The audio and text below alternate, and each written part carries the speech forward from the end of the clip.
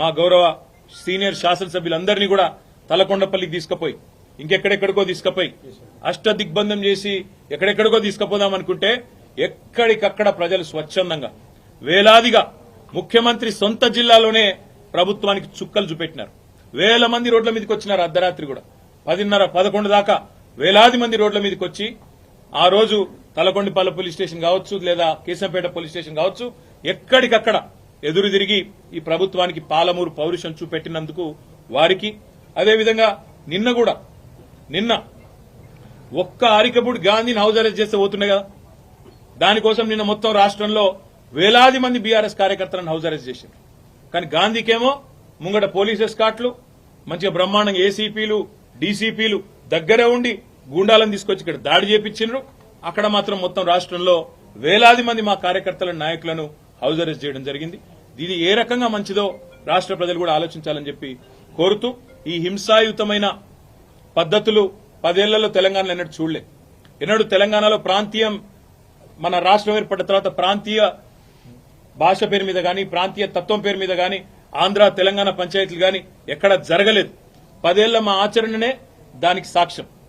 మేం చెప్పినాం తెలంగాణ వచ్చిన తర్వాత ఈ పంచాయతీలకు మనకు టైం ఉండదు, అభివృద్ది సంక్షేమం దాని మీదే ఉంటామని చెప్పినాం, అట్లే నడిపినాం. కానీ ఇవాళ హైదరాబాద్ లో ఈ పనికిమాలిన ముఖ్యమంత్రి నాయకత్వంలో కొత్తగా ప్రాంతీయ తత్వాన్ని కూడా రెచ్చగొట్టే విధంగా చిల్లరమల్లర ప్రయత్నాలు చేస్తా ఉన్నారు. ఇవేవి చెల్లవు రేవంత్ రెడ్డి. నువ్వెన్ని రకాల డైవర్షన్ గేమ్లు ఆడినా నిన్ను వదిలిపెట్టాం. 6 గ్యారంటీల అమలు మీద పట్టు పడతాం. ప్రధాన ప్రతిపక్షంగా నీ పార్టీ సంగతి కూడా తప్పకుండా ప్రజాక్షేత్రంలోనే చెప్తామని చెప్పి నేను తెలియజేస్తాను. Thank you. కేటీఆర్ గారు సమాధానం చెప్పండి. చేసిన వ్యాఖ్యలు పార్టీ విధానమా ఏమిటి ఆంధ్రాకు సంబంధించిన మళ్ళీ అదే చెప్తా ఉన్నా. నేను మళ్ళీ అదే చెప్తా ఉన్నా.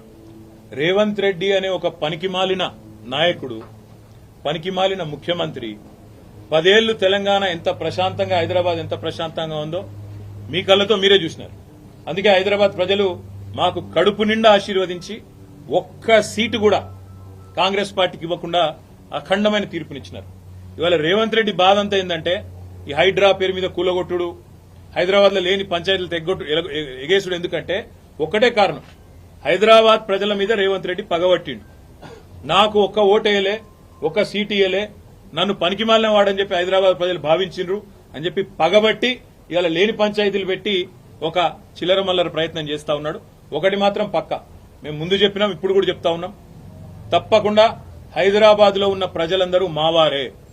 కేసీఆర్ గారు ఈనాడు కాదు, తెలంగాణ రాకముందు చెప్పిండ్రు, తెలంగాణ వచ్చినాక చెప్పినారు.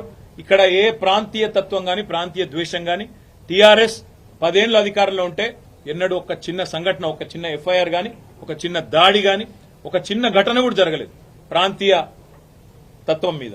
ఇప్పుడు కూడా ఉండదు, ఉండబోదు. తప్పకుండా మరి గాంధీ చేసిన వ్యాఖ్యలు కూడా ఒకసారి పరిశీలించాలని నేను కోరుతా ఉన్నా.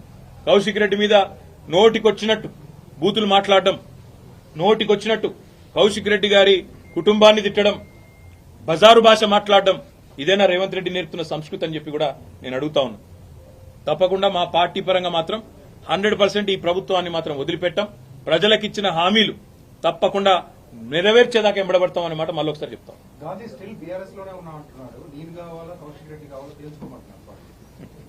దీన్ని కామెడీ అంటారు. ఎందుకంటే మీరు అడగడంలోనే కామెడీ. నేను చూసిన ఆయన, నేను ఏదో సమావేశం పెడతా, మన్ను పెడతా అంటే విలేకరులే అడుగుతారు ఏ పార్టీ సమావేశం పెడతావు సార్. ఇప్పుడు కొంతమంది ఎట్లయిపోయారంటే రాజకీయాల్లో కమెడియన్స్ కంటే ఎక్కువ హాస్యాన్ని పండిస్తా ఉన్నారు. ఆయననే పెట్టుకుంటాడు, నేను చేరిన కాంగ్రెస్ లా అదేదో రేవంత్ రెడ్డి ఏదో పీకి పందిరేసిండు, హైదరాబాద్ ఏదో చేస్తాడు, నేను అందుకే అందులో చూస్తున్నా అన్నాడు. నేను అడుగుతున్నా గాంధీని, నువ్వు మొన్న ఎలక్షన్లు ఏం చెప్పినావు శేర్లింగంపల్లి ఓటర్లకు?